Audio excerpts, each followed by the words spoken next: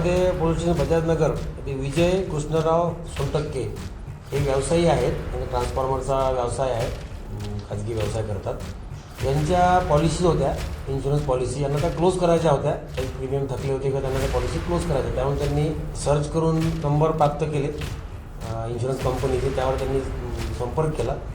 त्या दरम्यान त्यांना कॉल आला आरोपींचा का आम्ही इन्शुरन्स ट्रिब्युनलमधून बोलतो, आपल्या पॉलिसी आम्ही क्लोज करून देतो आणि आपण जे प्रीमियम थकलेलं आहे त्यांचा त्यांनी हिशोब करून त्यांना 53,96,000 रुपये भरायला सांगितले वेगवेगळ्या खात्यांवर.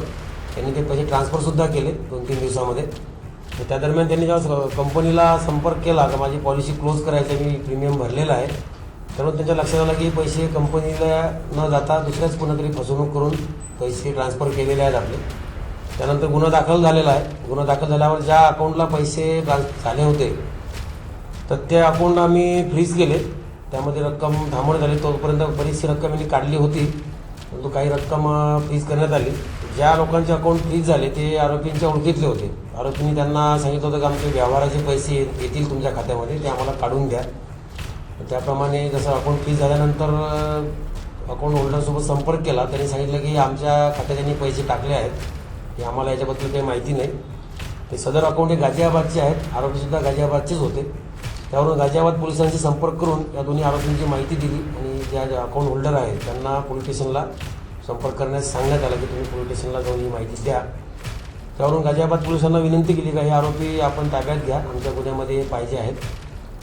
गाझियाबाद पोलीस जेव्हा यांना ताब्यात घेण्याकरता गेले, सर्चमध्ये यामधील एक आरोपी आहे साई वैभव भरत दास, हा गाझियाबादचा आहे, आणि दुसरा आहे निशांत गिरीश त्यागी.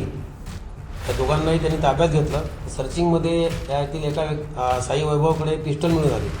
त्यावरून गाझियाबाद पोलिसांनी त्यांना ताब्यात घेऊन त्यांच्याकडे आर्म ॲक्टप्रमाणे कारवाई करून यांना अटक केली होती.